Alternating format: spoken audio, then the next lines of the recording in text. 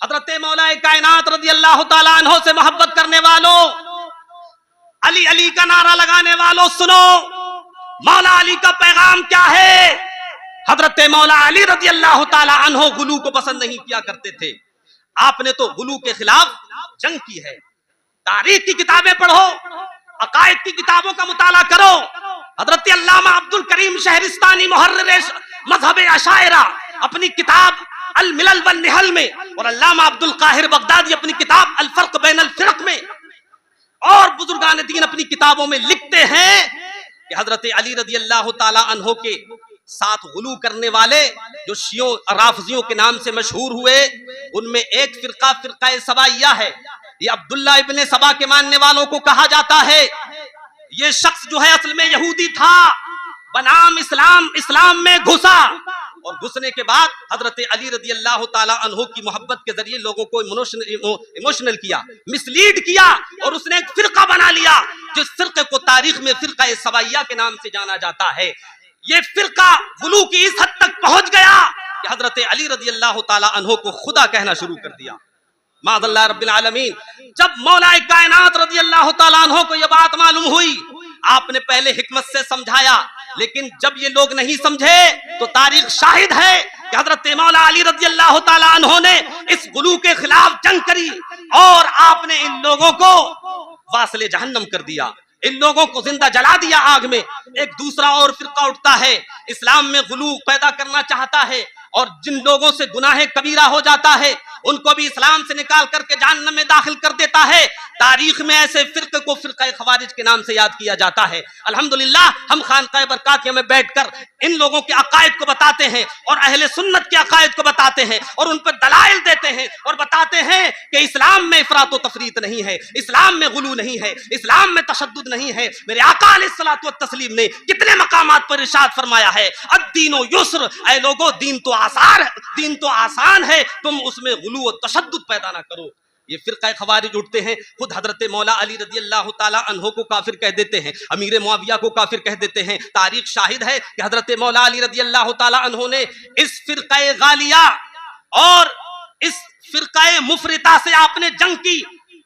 تاریخ کی ساری کتابیں شاہد ہیں کہ آپ نے مقام نہروان میں، مقام حرورہ میں ان لوگوں سے جنگ کی، اور بتا دیا کہ مجھے غلو پسند نہیں ہے۔ غرض یہ کہ مولا علی رضی اللہ تعالیٰ عنہ کی سیرت کو پڑھتے جائیے، آپ کی تعلیمات کا جائزہ لیتے چلے جائیے، آپ کو اہل سنت والجماعت کی حقانیت کا پتہ چلتا رہے گا۔ اور آئیے آگے چلتے ہیں، مولا علی رضی اللہ تعالیٰ عنہ کا عقیدہ کیا تھا، مولا علی رضی اللہ تعالیٰ عنہ کا پیغام کیا تھا۔ مولا علی کا پیغام یہ تھا کہ انبیاء کے بعد سب سے برتر رتبہ، سب سے افضل رتبہ شیخین کریمین کا ہے، حضرت ابوبکر صدیق کا، اس کے بعد حضرت عمر فاروق اعظم، پھر عثمان غنی رضی اللہ تعالیٰ عنہ کا۔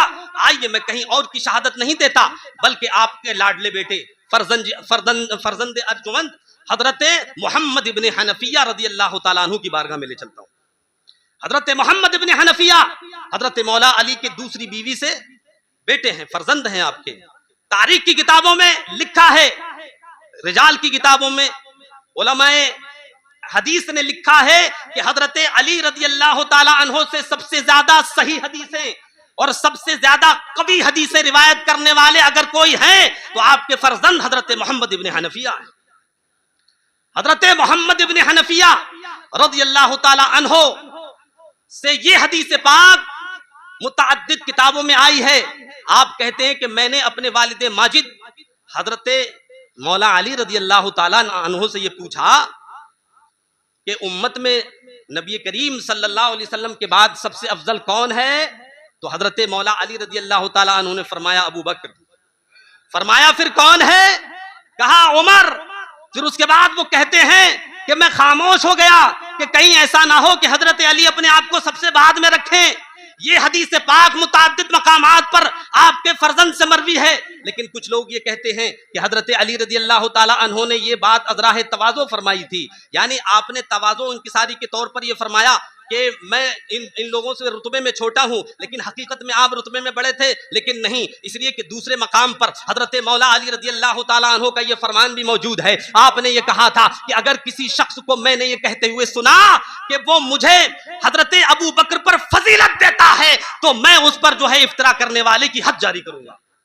علماء فرماتے یہ اسلوب بتا رہا ہے کہ آپ نے جو بات پہلے فرمائی تھی کہ امت میں سب سے بڑا رتبہ اگر کسی کا ہے تو حضرت ابوبکر صدیق کا ہے، یہ آپ نے حقیقت کے طور پہ فرمایا تھا، تواضع کے طور پہ نہیں فرمایا تھا. اگر تواضع کے طور پہ فرماتے تو اتنا سخت لہجہ اختیار نہ کرتے. اس لیے اے اہل بیت سے عقیدت رکھنے والوں، مولا علی کا نام لینے والوں، مولا علی کے مشن پر تم جب ہی چل سکتے ہو جب تم حضرت مولا علی رضی اللہ تعالیٰ عنہ کے طریقے کو اپنا کر حضرت ابوبکر صدیق رضی اللہ تعالیٰ عنہ کے رتبے کو بڑھاؤ گے، شیخین کے رتبے کو آگے بڑھاؤ گے. اللہ اکبر کبیرہ. افراد اہل بیت کی شان کتنی عظیم ہے. میرے آقا صلی اللہ علیہ وسلم نے خود ان کا رتبہ کس کس انداز میں بیان کیا ہے. کس کس فرد کا نام ذکر کروں، کس کس کا نام لوں اور کس کس کو چھوڑ دوں، کس کس کا نام لوں اور کس کس کو چھوڑ دوں. جو ذرہ جس جگہ ہے وہیں آفتاب ہے. اللہ اکبر. حضرت فاطمہ زہرا ہوں یا حضرت حسنین کریمین ہوں، ان کے مناقب اور فضائل سے احادیث کی کتابیں مالا مال ہیں، بے شمار فضیلتیں ان کی. حضرت فاطمہ الزہرا رضی اللہ تعالی عنہا کی کے بارے میں ایک حدیث پاک سنیے. میرے آقا صلی اللہ علیہ وسلم نے ایک حدیث میں ارشاد فرمایا، کمل من الرجال کثیر ولم یکمل من النساء الا خدیجہ و فاطمہ و مریم و آسیہ. حضور نے فرمایا کہ مرد تو بہت سارے رتبہ کمال پر پہنچے ہیں، لیکن عورتوں میں صرف 4 عورتیں ایسی ہوئی ہیں جو رتبہ کمال پر فائز ہوئی ہیں. ان میں سب سے پہلی حضرت خدیجہ ہیں، دوسری حضرت فاطمہ ہیں، تیسری حضرت مریم ہیں اور چوتھی حضرت آسیہ ہیں. تو اس میں یہ ہوا کہ ان 4 عورتوں کے بارے میں آقا علیہ الصلوۃ والتسلیم نے بتایا کہ یہ 4 عورتیں جو ہیں کمال کے درجے کو پہنچی ہوئی ہیں، لیکن اس میں یہ پتہ نہیں چلا کہ سب سے بڑا رتبہ کس کا ہے. لیکن میرے آقا صلی اللہ علیہ وسلم نے دوسری حدیث میں ارشاد فرمایا تھا، یا فاطمہ اما ترضینا ان تکونی سیدتا اہل الجنہ نساء اہل الجنہ. فرمایا اے فاطمہ، اے میری لخت جگر، کیا تم اس بات سے خوش نہیں ہو کہ اللہ رب العزت نے تمہیں جنتی عورتوں کا سردار بنا دیا. حضرت فاطمہ زہرا رضی اللہ تعالی. آپ کا نام فاطمہ کیوں ہے؟ اصل میں عربی ڈکشنری کے اعتبار سے فاطمہ یفتمو کا معنی آتا ہے دور کرنے والا، دور کرنا، علیحدہ کرنا. خود حدیث پاک میں آقا علیہ الصلوۃ والتسلیم نے حضرت فاطمہ کے نام کی وجہ تسمیہ بیان کی ہے.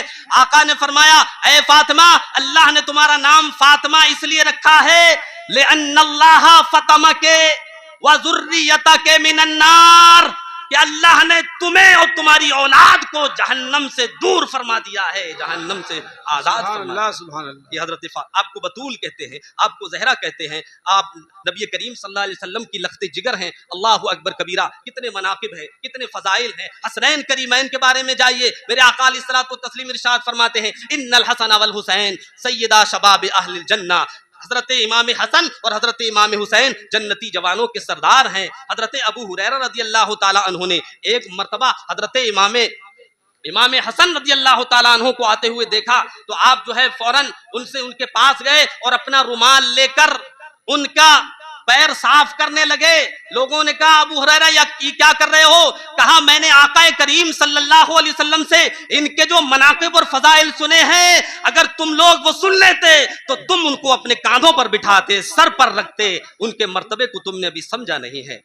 اللہ اکبر کبیرہ. اللہ رب العزت ہمیں اہل بیت اطہار کے دامن سے ہمیشہ وابستہ رکھے. اللہ رب العزت ان کے فیوز و برکات سے مالا مال فرمائے. ان کے صدقے ہماری دنیا کو بھی بہتر فرمائے، ہماری آخرت کو بھی بہتر فرمائے. استغفر اللہ ربی من کل ذنب و اتوب الیہ وما توفیقی الا باللہ. السلام علیکم ورحمۃ اللہ وبرکاتہ.